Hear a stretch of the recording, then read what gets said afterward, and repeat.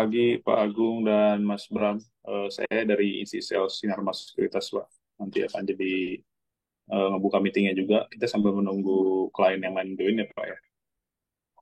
Ya, selamat pagi, Mas Randy.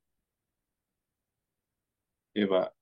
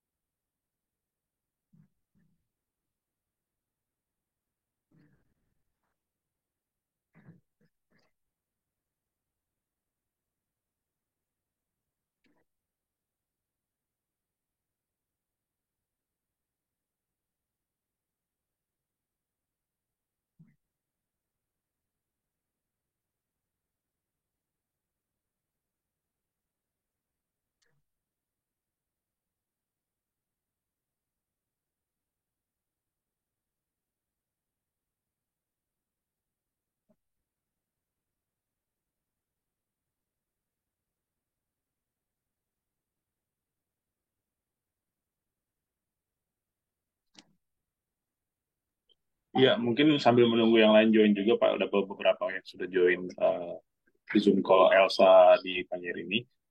Mungkin untuk awalnya kita start dulu aja kali, Pak ya, untuk Zoom call ini. Baik, selamat pagi untuk semua partisipan yang sudah hadir di Zoom call bersama Sinema Sekuritas. Di sini kami telah mengundang Pak Agung Fibrianto dari BUD Support and Investor Relation El Nusa, bersama dengan Mas Bram juga, tim dari Pak Agung. Jadi di sini kita akan memberikan company outlook ya untuk tahun 2024, full year seperti apa dan guidance seperti apa. Nah, Elsa ini juga kebetulan adalah coverage dari Sinar Mas Sekuritas juga, sama nanti moderatornya adalah analisnya cover Elsa juga, yaitu Deputy Head Institutional Research kita, itu Pak Inar Arya Chandra. Nanti sebagai moderator, di sini saya sendiri sebagai host untuk membuka meeting ini. Saya sendiri Randy dari Institutional Sales Sinar Mas Sekuritas. Untuk waktu presentasinya mungkin 30 menit ke depan ya Pak ya. Nanti ditutup dengan Q&A session.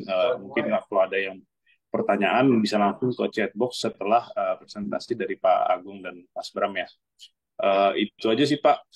Terima kasih untuk partisipan yang udah join dan yang belum join. Mungkin nanti kita bisa share juga Pak. Kita izin juga untuk record meeting ini, untuk kita share untuk beberapa investor yang mungkin belum sempat join dan akan nyusul join. Itu aja sih Pak untuk waktu dan di tempat. Dipersilakan Pak Agung. Baik, terima kasih Pak Randy, Pak Inaf, dan rekan-rekan dari Sinar Mas Sekuritas. Eh, Suara saya cukup jelas? Jelas, jelas, Mas. Oke, Jelas siap. Pak. Terima kasih. Baik, terima kasih. Baik, terima kasih atas waktunya, Bapak Ibu sekalian. Eh, Pagi ini kita akan, kami dari El Nusa, saya Agung dan eh, tim saya, Pak Bram, eh, kami akan mengupdate apa namanya kinerja Elnusa ya sampai dengan 2023 yang lalu. Kemudian mungkin kita juga bisa membahas sedikit mengenai outlook Elnusa di tahun 2024 ini seperti apa. Izin saya mulai seperti biasa dengan materi mengenai pengenalan profil Elnusa ya. Mungkin bisa brief juga nanti saya jelaskan. Silakan jika ada pertanyaan atau tanggapan bisa diinterap. Baik, yang pertama mungkin mengenai struktur pemegang saham Elnusa. Mas Bram, silakan lanjut. Ya, jadi sampai dengan 2023 akhir lalu dan sampai dengan sekarang, kepemilikan Elnusa masih belum ada perubahan. Saham kami 51,1% masih dimiliki oleh Pertamina Hulu Energi, bagian dari Pertamina Persero eh, yang memegang bisnis di subholding upstream PT Pertamina Persero. Jadi Pertamina Hulu Energi ini adalah eh, perusahaan energi untuk eksplorasi dan eksploitasi migas yang dimiliki oleh PT Pertamina Persero dan bagian dari subholding di antara subholding lain yang dimiliki oleh Pertamina Persero. Elnusa sendiri memiliki various bermacam-macam jasa yang ditawarkan, mulai dari jasa hulu migas, kemudian jasa distribusi dan logistik energi di hilir, kemudian juga jasa penunjang untuk energi. Kami membagi tiga ini menjadi segmen bisnis kami untuk mengelompokkan bisnis-bisnis yang sejenis dan ini merupakan satu flow proses dari kegiatan eksplorasi, eksploitasi hingga pendistribusian produk jadi dari migas itu sendiri sampai dengan energi itu bisa kita nikmati. Jadi di dalam upstream services ini terdiri dari bisnis-bisnis jasa migas di hulu dan ini dioperasikan melalui di holding kami, di holding Elnusa, melalui dua divisi operasi. Yang pertama adalah divisi upstream dan yang kedua adalah divisi EPCOM atau Engineering, Procurement, Construction, dan Operation Maintenance. Sedangkan untuk energi distribution dan logistik di sisi hilir ini dioperasikan di anak perusahaan kami yaitu PT Elnusa Petrofin. Kemudian untuk jasa penunjang ini juga dioperasikan di anak perusahaan kami. Ada empat anak usaha. Yang pertama adalah PT Elnusa Trans Samudra yang bergerak di bidang jasa penunjang marine. Kemudian untuk jasa data manajemen ini dijalankan oleh dua anak perusahaan kami, PT Sigma Cipta Utama dan PT Patranusa Data. Kemudian yang ketiga adalah PT Elnusa Fabrikasi Konstruksi yang menjalankan bisnis fabrikasi dan penguliran pipa untuk migas. Selanjutnya, Mas Bram.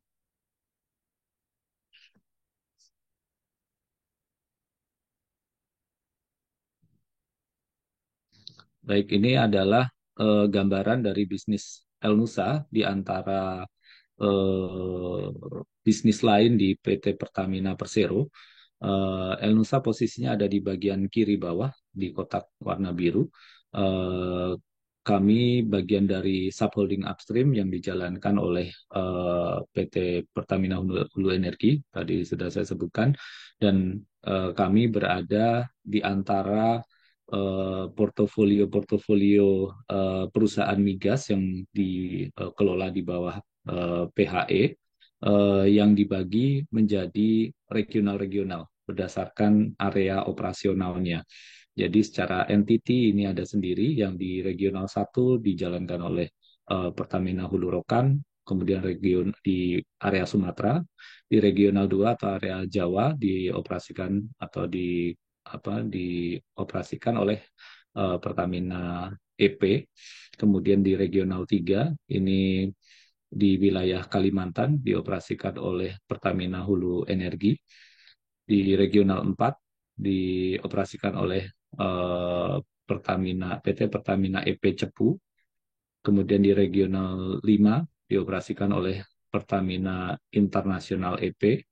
Dan di luar itu ada AP Services, yaitu Pertamina Drilling Services Indonesia atau PDSI, dan juga Elnusa.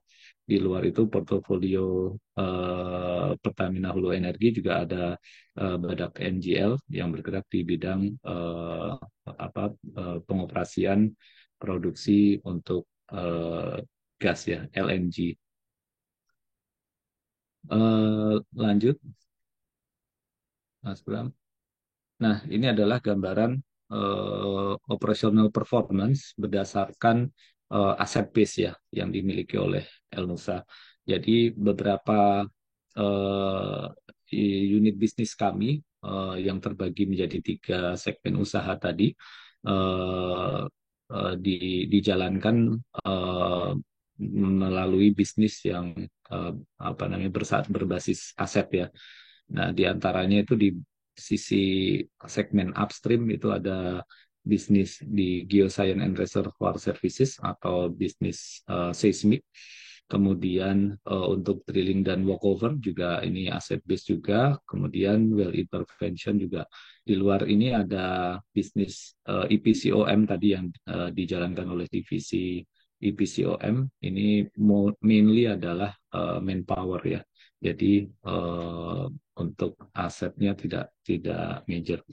Di luar itu anak perusahaan di sini kami menyajikan untuk yang major saja, yaitu dari segmen energi distribution dan logistik di kanan bawah. Eh, untuk segmen hilir ini kami menilai kinerjanya berdasarkan volume volume dari eh, komoditas yang dikelola. Di luar itu untuk support services tentunya juga itu melibatkan aset juga sebenarnya, tapi eh, nanti bisa kita bahas terpisah apabila memang diperlukan secara detail. Kemudian untuk kinerjanya sendiri dari tahun 2023 untuk bisnis geoscience dan reservoir services ini memang trennya mengalami penurunan dari tahun sebelumnya di sampai Desember 2022. Eh, dari 3 peralatan utama kami yang terlihat adalah link cable, smart solo, dan nodal. Ini adalah peralatan-peralatan receiver ya, receiver untuk getaran pada saat kami melakukan survei lapangan. Ini di tahun 2023 mengalami penurunan dikarenakan memang kegiatan seismik ini sifatnya cyclical. Jadi di tahun 2023 kami di awal tahun menyelesaikan beberapa pekerjaan seismik yang itu carry over dari tahun 2022. Kemudian di sisi di sisi zona transisi tadi untuk pekerjaan darat, seismik darat, di pekerjaan di zona transisi, wilayah perairan zona transisi yang menggunakan nodal, ini juga kami mendapatkan mengerjakan satu proyek saja di tahun 2023 lalu. Eh, Namun untuk yang seismik darat, kami eh, juga mengerjakan proyek baru sebenarnya di akhir tahun 2023, namun itu masih dalam fase persiapan, persiapan praproduksi. Sehingga di tahun 2023 akhir, di kuartal 4, itu kami belum bisa mengenerate revenue, menyerap nilai kontraknya secara penuh, karena kami baru mulai produksi itu di sekitar akhir bulan Desember, dan produksi itu baru dijalankan full di kuartal 1 2024 ini. Eh, dua proyek yang sudah kami kerjakan dan juga sudah kami selesaikan sampai dengan bulan April ini adalah maaf, 3D Balam dan 3D Kepuh, seismik di wilayah Balam di Rokan, dan Kepuh di wilayah Jawa Barat. Nah, sehingga untuk penyerapan kontrak maupun kinerjanya itu eh, sebagian besar kami serap di kuartal 1 2024 ini. Kemudian untuk seismic processing, karena ini pekerjaan yang sifatnya continuous ya, banyak data yang diolah, banyak project, tapi apa namanya, secara nilai itu size itu tidak major di dalam bisnis ini, tapi sifat pekerjaannya continuous, setiap tahun atau setiap bulan itu ada progres dari pengolahan data seismik, sehingga untuk kinerja operasionalnya sendiri itu 100%. Kemudian untuk bisnis drilling dan workover, ini merupakan dua bisnis utama sebenarnya di dalam eh, oilfield services, bidang oilfield services atau pengelolaan lapangan migas. Yang pertama adalah jasa pengeboran eh, eksplorasi ya, untuk menemukan cadangan baru. Kami memiliki satu alat bor, yaitu modular rig, yang saat ini bekerja di Pertamina Hulu Sanga-Sanga, di bawah Pertamina Hulu Indonesia di Regional 3 Kalimantan. Kemudian untuk walkover services atau alatnya kami sebut hydraulic walkover unit. Ini kami punya 12 unit yang semuanya bekerja on kontrak di Pertamina Hulu Mahakam, juga under Regional 3 Kalimantan. Mud logging ini juga bagian dari jasa di pekerjaan walkover. Kemudian di sisi well intervention atau perawatan sumur, ini terdiri dari beberapa jasa dan menggunakan beberapa peralatan yang majornya ada 6 peralatan di situ, yaitu coil tubing, cementing, slickline, well testing, wireline logging, dan wireline combo. Secara uh, operational performance, ini memang untuk well intervention ini various ya. Ada yang sifat pekerjaannya adalah continuous, jadi pada saat kami mendapatkan kontrak, itu sudah bisa terpetakan harus mengerjakan berapa sumur, berapa jumlah well dalam 1 tahun, eh, sesuai dengan program kerjanya klien.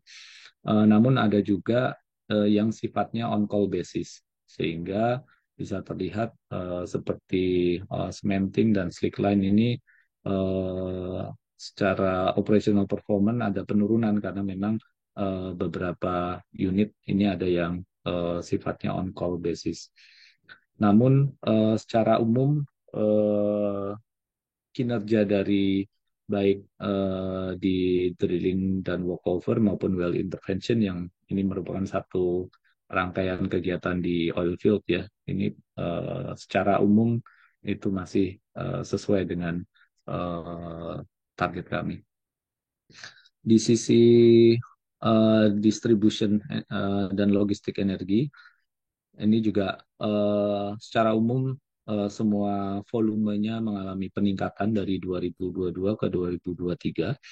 Namun ada satu unit bisnis di yang keempat, itu BBMI, yaitu artinya BBM Inmar dan lubrikan. Ini mengalami penurunan yang cukup signifikan secara volume maupun nilai kontrak.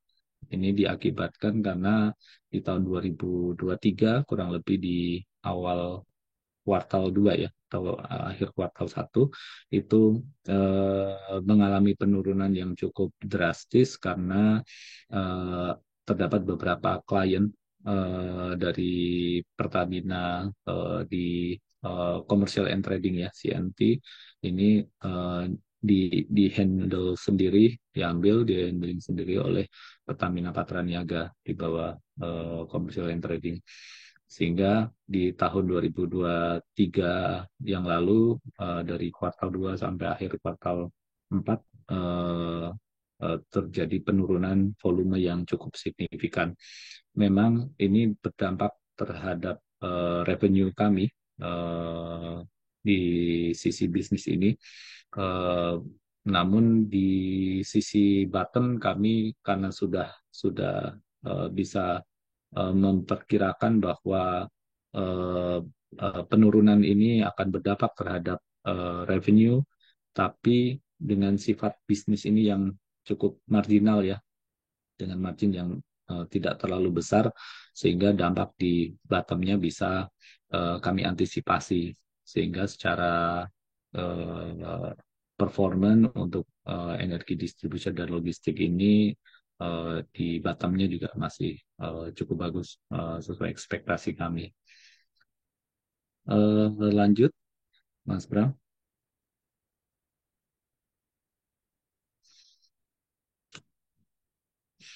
Baik, ini adalah gambaran kinerja Elnusa sepanjang tahun 2023. Kinerja keuangan kami dari sisi revenue konsolidasian ini meningkat 2% dari tahun sebelumnya. Kami membukukan revenue sebesar 12,5 eh, triliun. Ini hasil dari eh, upaya kami untuk menjaga portfolio. Dari sisi bisnis upstream ini juga mengalami pertumbuhan. Di sisi bisnis downstream di distribution dan logistik secara umum mengalami pertumbuhan, namun juga terkoreksi oleh turunnya volume tadi di BBM Inmart. Kemudian di sisi segmen support itu juga secara umum mengalami pertumbuhan semua. Di sisi gross profit maupun sampai net profit ini juga mengalami eh, pertumbuhan yang cukup signifikan dari tahun sebelumnya. Dari gross profit ini juga pertumbuhan 28% ini eh, dikontribusikan oleh bisnis upstream, eh, downstream untuk kecuali BBM Minmart tadi, dan juga oleh bisnis support ya. Jadi secara operasional kami juga terus menjaga kegiatan operasi di proyek-proyek kami dilakukan dengan optimal. Semua resiko-resiko loss ini bisa kami antisipasi sehingga mayoritas dari proyek yang berjalan ini memberikan kontribusi yang positif.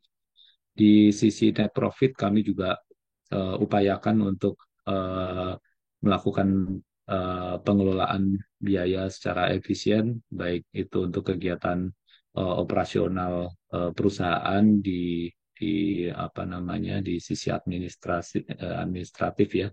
Eh, Selain itu juga kami optimalkan pengelolaan idle cash kami yang saat ini cash balance kami mencapai lebih dari 2 triliun. Ini juga kami optimalkan pengelolaannya sehingga bisa memberikan kontribusi penambahan margin juga gitu di net profit. Di sisi EBITDA kami mengalami peningkatan juga sebesar 12% year on year. Kami membukukan EBITDA di tahun 2023 sebesar 1,2 triliun. Dari sisi margin bisa terlihat juga baik gross sampai dengan net profit ini juga mengalami pertumbuhan yang juga cukup signifikan.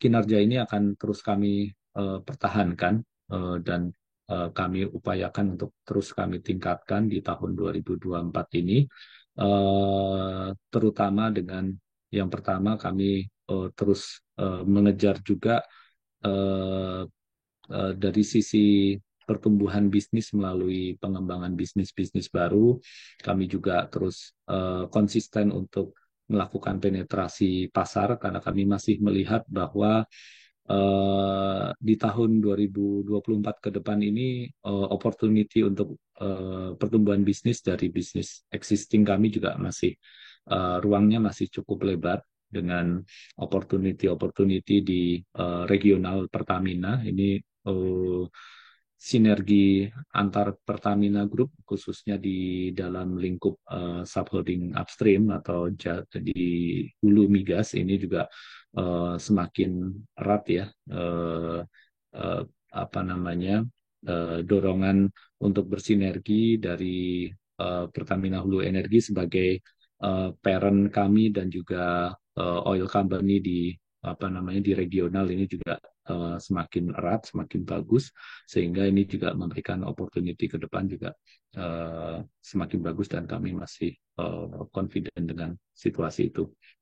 Di sisi lain kami juga upayakan eh, apa namanya efisiensi dan juga cost effectiveness ya dari setiap proyek yang berjalan sehingga untuk kinerja operasional proyek eh, baik itu gross profit maupun operating profit ini juga bisa terus meningkat. Di sisi profit kami juga terus berupaya untuk meningkatkan cost effectiveness kami operasional dari tim support kami. Begitu juga dengan pengelolaan dana-dana kami di korporat.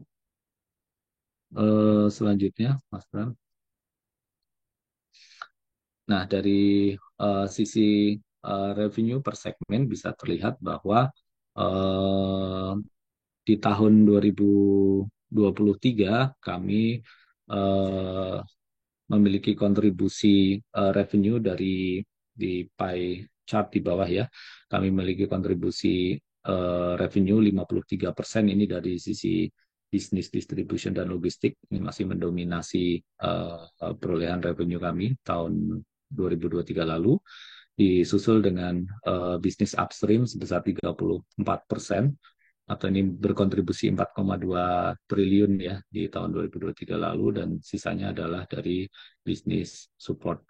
Uh, Secara komposisi ini memang terlihat mengalami penurunan di sisi distribution dan logistik dan juga peningkatan di sisi upstream. Jadi memang yang saya sebutkan tadi ya di bisnis industrial BBM industri ini yang cukup berpengaruh di sini sebenarnya. Kami hampir kehilangan secara uh, amount kontrak itu kurang lebih sekitar 1 triliun dari turunnya apa omset di BBM Inmar. Tapi uh, kami masih cukup optimis bahwa kondisi ini tidak terlalu mempengaruhi apa namanya profitabilitas kami ya di baik di bisnis distribution logistik maupun konsolidasi, karena memang sifat proyeknya ini adalah penugasan ya. Jadi memang kami harus siap kapanpun apabila terjadi perubahan dari uh, nature pekerjaan tersebut gitu. Namun kami juga sudah berusaha antisipasi itu sehingga kinerja dari bisnis hilir ini juga masih bisa dipertahankan dengan baik.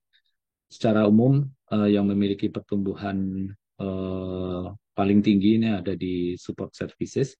Ini dikontribusikan oleh tim bisnis support kami ya di EFK, eh, SCU dan ETSA juga mengalami pertumbuhan yang sama-sama positif. Selanjutnya, Mas Bram. Nah, dari sisi profitability, di net profit kami meningkat 33%, tumbuh 33%, ini dikontribusikan dari sisi upstream services. Ini memang terlihat ada pertumbuhan yang sangat signifikan di sisi margin maupun angka net profit ya. Ini memang terjadi anomali dari tahun 2022 ke 2023 sebenarnya. Di tahun 2022 yang lalu kami eh, terdampak dari adanya salah satu proyek yang mengalami delay. Jadi delay project ini diakibatkan oleh eh, subkontraktor kami yang eh, pada waktu itu One Prestasi atas kontrak yang yang seharusnya mereka kerjakan. Jadi eh, apa namanya delay ini mengakibatkan cost yang sudah terlanjur keluar pada saat kami sudah mulai memobilisasikan semua resources, peralatan dan manpower. Namun dikarenakan eh, dari eh, dari sisi subkontraktor ini eh, tidak siap dari resources sisi mereka sehingga eh, proyek tersebut terpaksa ditunda.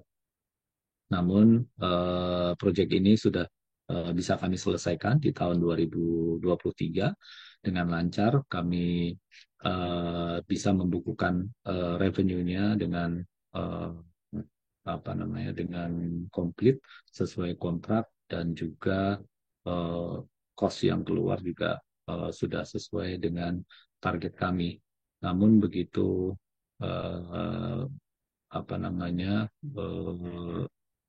dari tahun 2022 ini kami juga sudah terlanjur mengalami apa namanya pembengkakan biaya yang juga menggerus profitabilitas kami. Di sisi lain kami juga melakukan upaya hukum terhadap eh, subkontraktor tersebut dan kami melakukan upaya PKPU dan sudah dimenangkan oleh pengadilan. Kemudian di sisi distribution logistik, ini dari sisi gross profit ini ada sedikit penurunan 1%. Namun di sisi net profit kami bisa upayakan melakukan berbagai upaya efisiensi. Untuk turunnya gross profit 1% ini juga sudah apa namanya sudah termitigasi ya sebelumnya bahwa kami mencoba untuk mencari opportunity memperbaiki margin untuk bisnis ini. Mungkin Bapak Ibu sudah pernah mendengar bahwa kami ada uh, mempublikasikan informasi mengenai rencana kami untuk melakukan blending BBM ya, BBM B35. B35 ini campuran BBM nabati ya, dari BBM dasarnya B0 itu dicampur dengan FAME, bahan bakar nabati, kemudian diolah menjadi B35. Yang produk ini biasanya di supply oleh Pertamina. Kami hanya mendistribusikan saja. Kami coba untuk mengambil BBM B0-nya ini dari apa namanya dari impor, kemudian FAME-nya dari lokal. Ini kami melihat ada opportunity bahwa terobosan bisnis ini bisa membantu meningkatkan eh, margin profitabilitas dari bisnis industrial BBM industrial ini, sehingga di sisi gross profit ini bisa kami minimalkan dampaknya ya, turun 1%, tapi di sisi net profit kami juga upayakan untuk bisa mengantisipasi efisiensi di sisi support sehingga dari sisi support pun ini juga berkontribusi bagus dan meningkatkan profitabilitas sehingga bisnis ini masih bisa tumbuh 5% di bottomnya. Dari sisi support services ini juga tiga portfolio atau empat portfolio tadi yang saya sebutkan ini juga memiliki kontribusi yang positif semuanya di tahun 2023, semuanya mengalami pertumbuhan baik dari sisi revenue maupun profitabilitasnya, sehingga ini juga berkontribusi yang cukup signifikan dari sisi net profit secara konsolidasi. Baik, lanjut, Mas Bram. Baik, ini adalah figur dari uh, balance sheet kami ya, dan juga cash flow.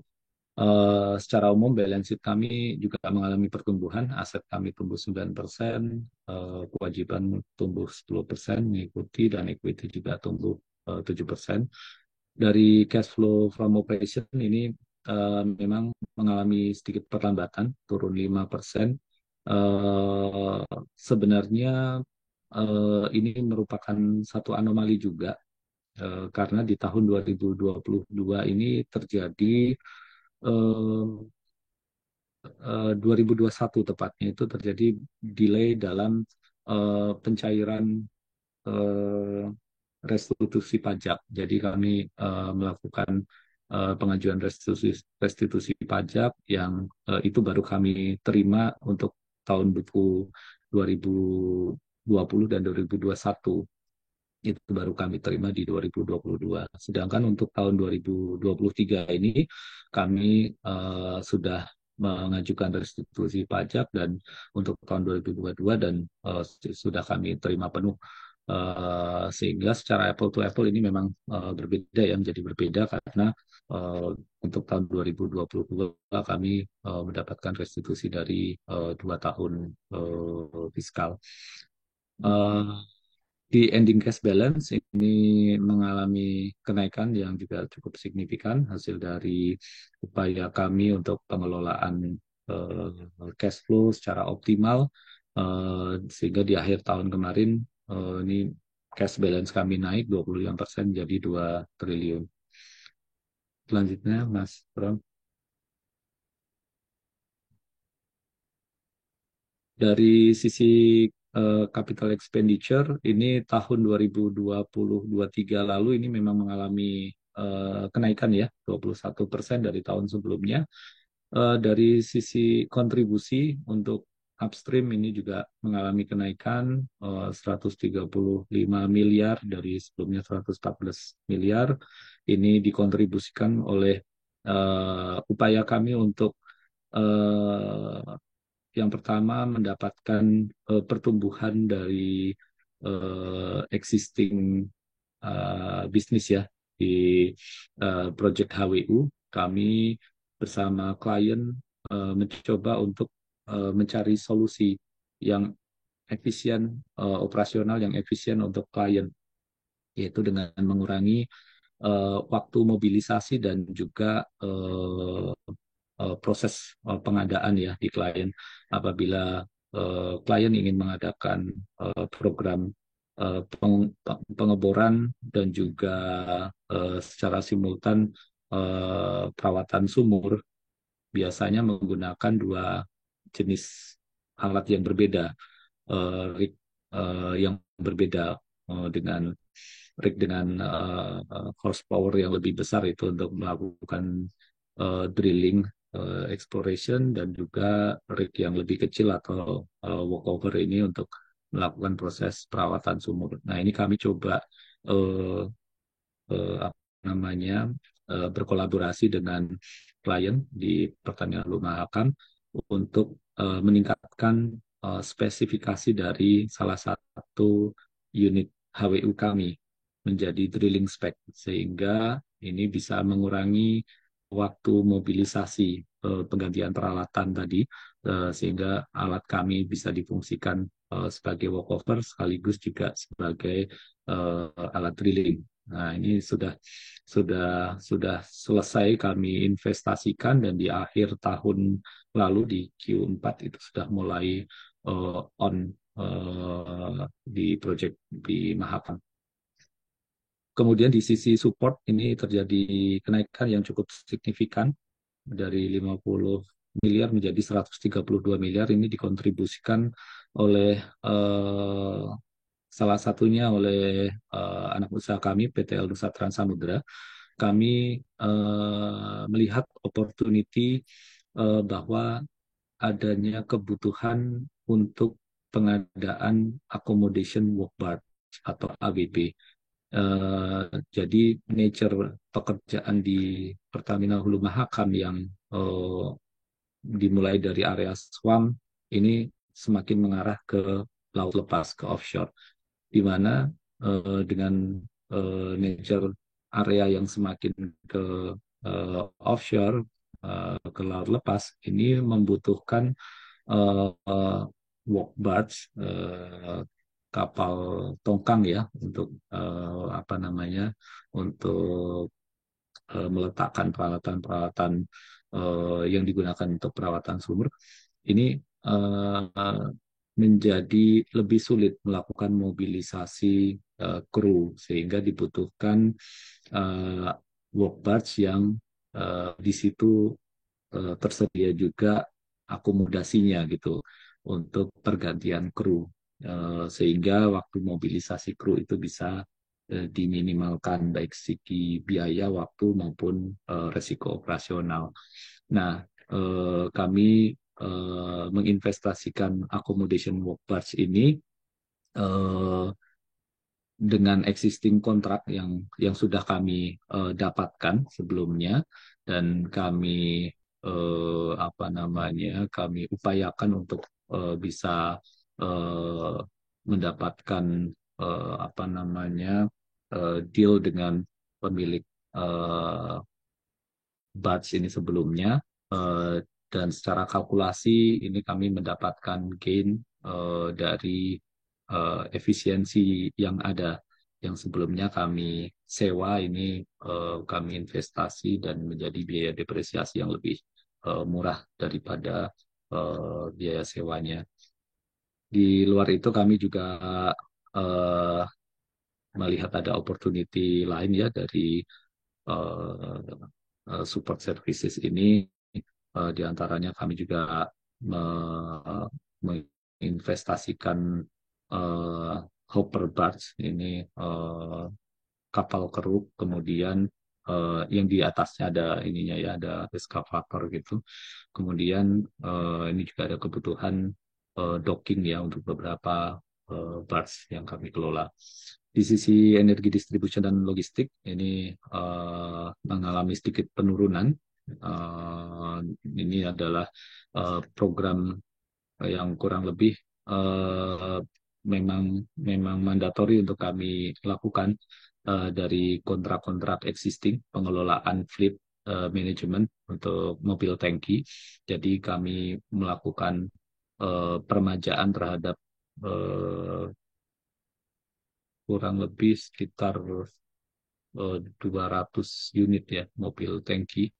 Tapi itu varies, kurang lebih sekitar 80% untuk permajaan dan sekitar 20%-nya untuk kontrak-kontrak baru, perluasan area pengelolaan transportasi BBM.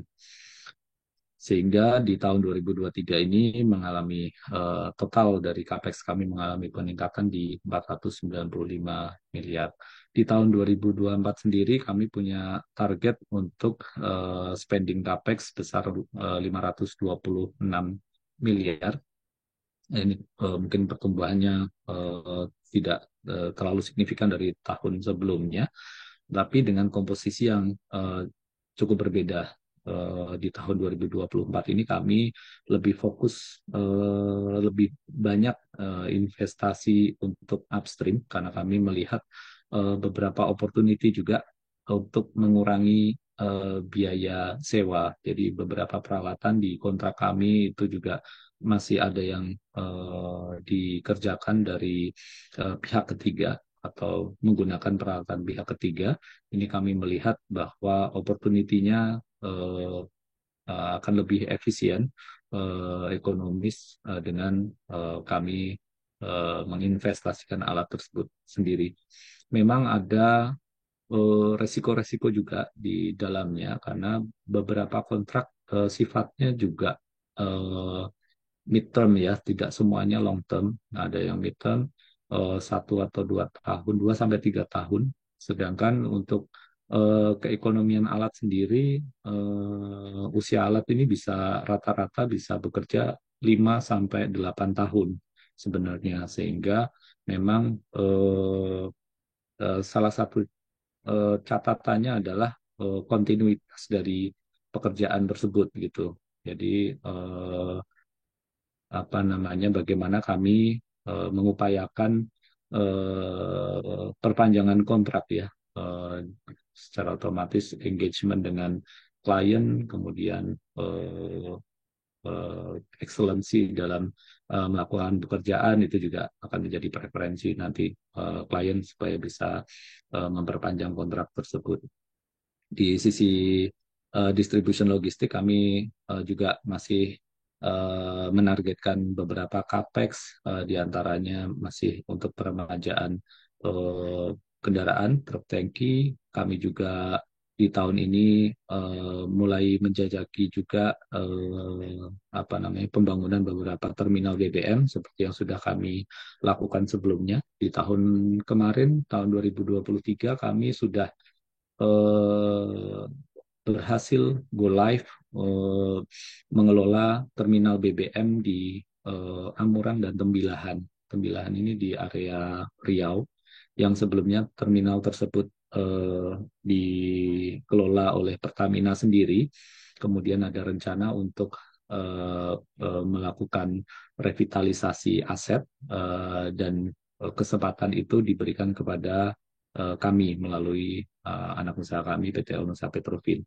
Nah, di terminal tersebut kami melakukan pembangunan infrastrukturnya sekaligus juga pengelolaan BBM di terminal tersebut sekaligus juga pengelolaan transportasinya, pengiriman fuel dari terminal ke SPBU-SPBU di sekitarnya. Nah, ini model bisnis seperti ini yang sedang kami jajaki ya, karena kami melihat ini memberikan opportunity yang cukup bagus untuk pengembangan bisnis, tidak hanya transportasinya saja, tapi juga pengelolaan BBM-nya. Karena dengan demikian kami bisa mencapai skala ekonomi yang lebih bagus gitu untuk satu rantai supply. Di luar itu target capex masih kami alokasikan juga untuk sisi upstream dan juga business development, tapi tidak terlalu major. Saya pikir sudah, ini adalah slide terakhir dari kami. Eh, Terima kasih, silakan apabila ada diskusi. Ya, thank you Pak Agung atas pemaparan yang cukup komprehensif. Dan saat ini kita memasuki sesi Q&A. Jadi kalau ada dari teman-teman investor yang pengen bertanya bisa melalui chat box. Untuk saat ini mungkin kita diskusi dulu sama Pak Agung. Mungkin bisa diberi gambaran Pak Agung Hmm. mengenai overall 2024 outlook ini secara garis besar bagaimana dari sisi baik itu pertumbuhan revenue maupun bottom line, dan kenapa perusahaan apa namanya memberikan guideline tersebut. Silakan Pak Agung. Iya, baik, terima kasih Mas Inak. Jadi untuk outlook kami tahun 2024 dari existing business kami juga masih confident ya. Existing business kami ini masih memberikan peluang untuk tumbuh. Tadi sudah sempat saya singgung bahwa untuk bisnis upstream kami melihat posisi kami tahun ini juga semakin bagus ya di antara portfolio bisnis yang ada di bawah Pertamina Hulu Energi, di mana opportunity-opportunity untuk pengembangan ini masih terbuka. Di wilayah Rokan kami masih memiliki kesempatan yang cukup luas untuk penetrasi pasar. Kami juga sudah proven di beberapa proyek seismik di area Rokan sejak tahun 2021 kurang lebih. Eh, dan terakhir kami juga sudah menyelesaikan proyek di Rokan, seismik proyek di Rokan di 3D seismik Balam ini juga eh, bisa dibilang excellent meskipun ada beberapa kendala cuaca ya, di kuartal 1 kemarin, eh, apa namanya kendala banjir ini juga cukup mempengaruhi proyek. Tapi secara overall ini masih bisa kami selesaikan dengan baik dan secara kualitas maupun dari sisi biaya ini juga eh, apa namanya masih masih sesuai target. Di luar itu kami juga eh, terus melakukan penjajakan beberapa proyek di Rokan, baik itu di sisi apa namanya jasa-jasa well intervention ya, seperti well testing, slickline ini juga kami coil tubing ini juga kami jajaki juga di wilayah Rokan. Kemudian dari sisi distribution logistik, kami juga melihat opportunity yang masih cukup bagus untuk pertumbuhan. Tadi juga sudah saya sempat singgung bahwa kami melihat untuk existing bisnis ini pengelolaan depo terminal BBM ini juga masih memberikan ruang yang cukup lebar untuk pertumbuhan di sisi eh, top line, kemudian di sisi bottom beberapa eh, beberapa upaya kami ya untuk mengurangi eh, biaya beban maupun juga meningkatkan profitabilitas ini juga berjalan. Di sisi pengelolaan depo ini kami melihat profitabilitasnya juga cukup bagus. Meskipun di sisi transportasi kami juga melihat ada potensi atau ada resiko stagnasi ya, karena ini juga sangat tergantung dengan pola konsumsi atau pertumbuhan ekonomi masyarakat gitu ya. Eh, itu juga dipengaruhi oleh kondisi global tentunya apabila pengaruh itu masuk ke domestik sehingga bisa memperlambat perekonomian, tentu bisnis transportasi ini bisa terdampak. Sehingga kami juga melihat opportunity lain untuk pengembangan bisnis. Kami sedang menjajaki beberapa bisnis pengelolaan LNG karena kami melihat eh, akan ada kemungkinan pergeseran juga ya eh, penyediaan energi dari migas ke natural gas. Eh, ini juga kami coba jajaki juga. Kemudian di beberapa bisnis support ini kami juga mencoba melihat perluasan bisnis juga di sisi di sisi marine support ini juga kami masih melihat opportunity untuk eh, menyediakan jasa-jasa marine yang sebelumnya mungkin eh, tidak terlalu eh, terlihat gitu ya. Opportunity-nya ini juga dengan seiring sinergi ini juga kesempatan tersebut semakin terbuka. Di sisi profitability kami juga terus mengupayakan dari dari sisi bisnis upstream tadi saya mention juga beberapa peralatan ini masih kami support dari pihak ketiga, kami rental pihak pihak ketiga. Eh, Kami melihat situasi industri migas yang masih cukup stabil ke depannya sehingga eh, melihat potensi bahwa eh, keekonomian proyek ini akan semakin bagus apabila kami mengupayakan untuk bisa mengganti alat-alat sewa tersebut dengan investasi peralatan kami sendiri. Di sisi distribution logistik kami juga mencoba untuk mengurangi biaya. Salah satunya tadi di BBM Inmart ini kami coba profitabilitasnya kami tingkatkan dengan melakukan blending BBM sendiri.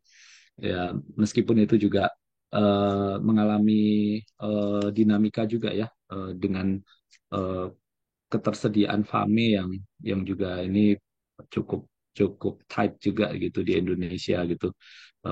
Sedangkan kuota itu juga dibagi kepada eh, produsen-produsen lain gitu selain eh, Pertamina dan juga Elnusa. Secara eh, umum, gambaran tahun 2024 ini kami menargetkan average untuk top line itu growth di kisaran 5% ya. Untuk bottom kami menargetkan di kisaran 5 sampai 10 sampai 15%.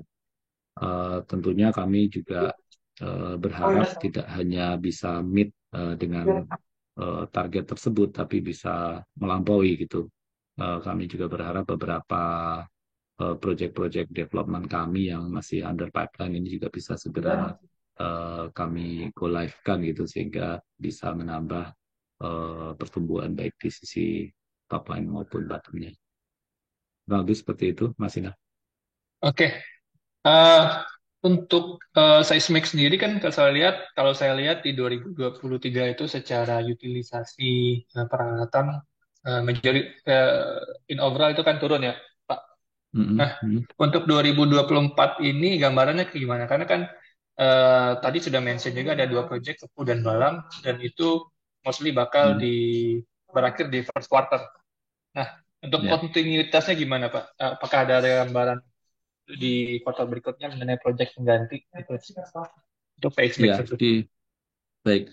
Di sisi seismik, tahun ini selesai dua proyek tersebut, kami juga sudah melanjutkan. Ada satu proyek baru yang kami menangkan, sudah kami mulai proyek tersebut eh, pra produksinya di awal Q2 ini. Ini proyek di 2D Amalia. Ini juga di area Sumatera juga di Rokan.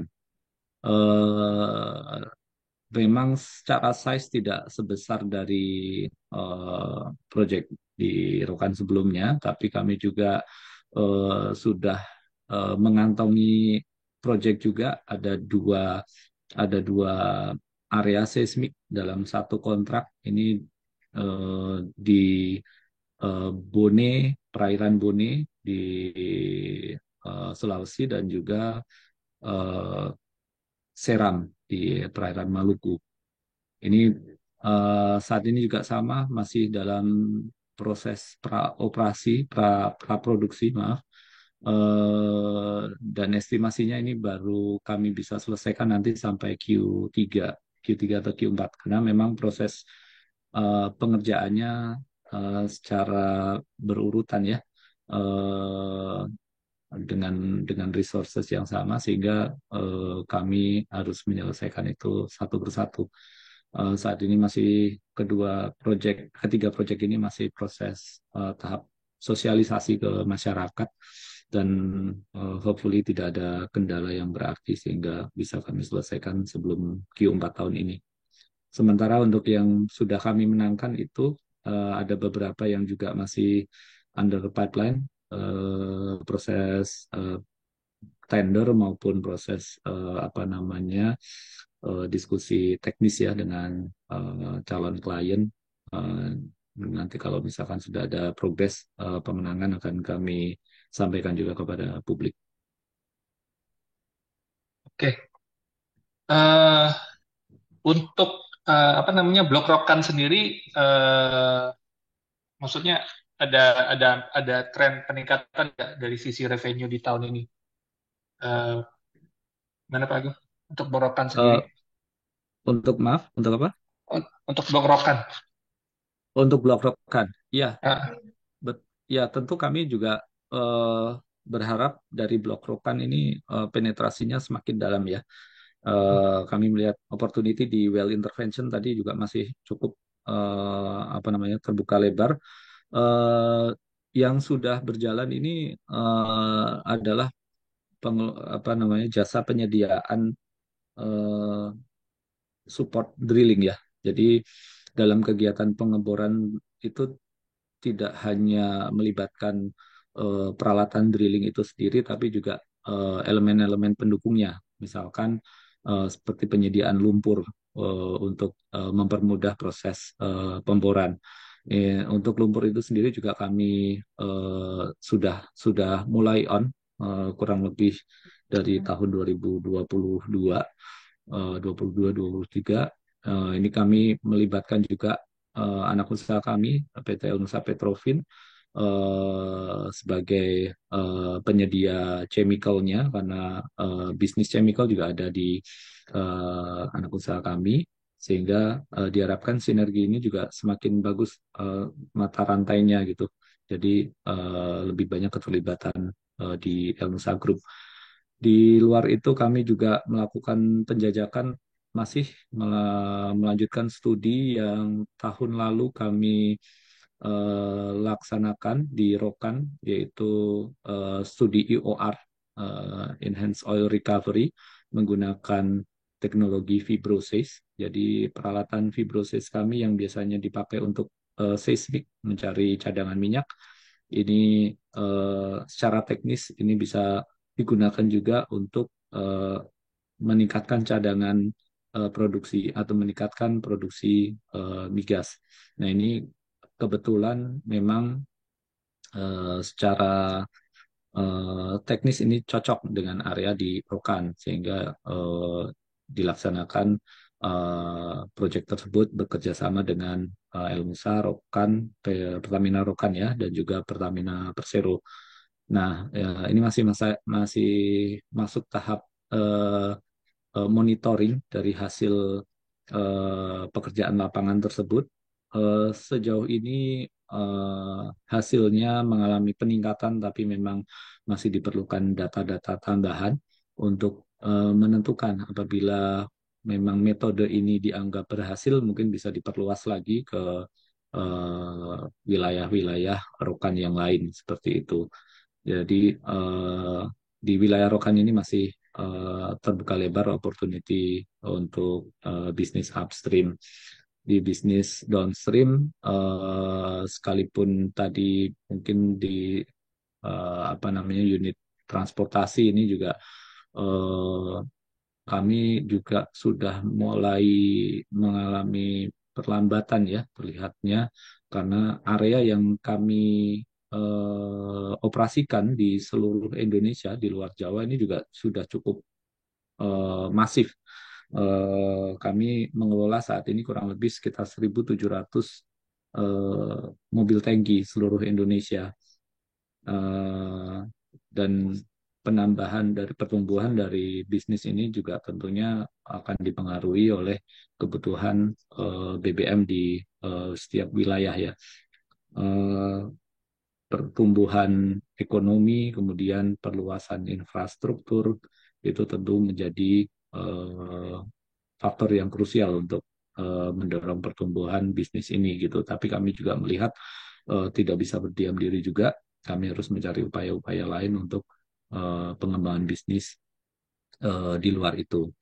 Oleh karenanya kami juga tadi melihat adanya opportunity untuk pengembangan bisnis pengelolaan terminal BBM. Kemudian kami juga melihat opportunity untuk perluasan bisnis juga untuk transportasi LNG ya. Nah, secara prinsip eh, apa namanya, meskipun ini industri yang berbeda, bisa dibilang industri yang berbeda, tapi transportasi LNG ini eh, kami melihat eh, memiliki beberapa kesamaan dalam beberapa hal ya dalam pengoperasian transportasi BBM. Nah, makanya kami juga berupaya untuk menjajaki kemungkinan-kemungkinan tersebut. Seperti itu, Mas Sinat. Oke, mungkin eh, kayaknya waktunya sudah lebih dari apa namanya yang kita apa namanya Jadwalkan kita ya. jadwalkan ya. Jadi Iya. mungkin untuk saat ini terima kasih Pak Agung, Pak Bram atas pemaparannya dan diskusinya. Selanjutnya saya sarankan ke teman saya, Pak Randy, silakan Pak. Ya, terima kasih banyak Pak Agung atas paparannya dan Mas Bram dan seluruh tim Elsa ya. Mungkin Pak izin nanti kita akan bisa share recordingnya juga ya Pak untuk materi ini dan mungkin nanti akan Mas Inaf juga akan memberikan ada reportnya juga. Eh, Mungkin ya udah menunjukkan waktu jam segini Pak. Udah pada mau Jumatan juga ya Pak. Ya, Saya kira tutup di sini aja Pak acara pagi hari ini. Terima kasih banyak atas partisipasinya Pak dan seluruh investor juga yang sudah join. Selamat siang. selamat siang.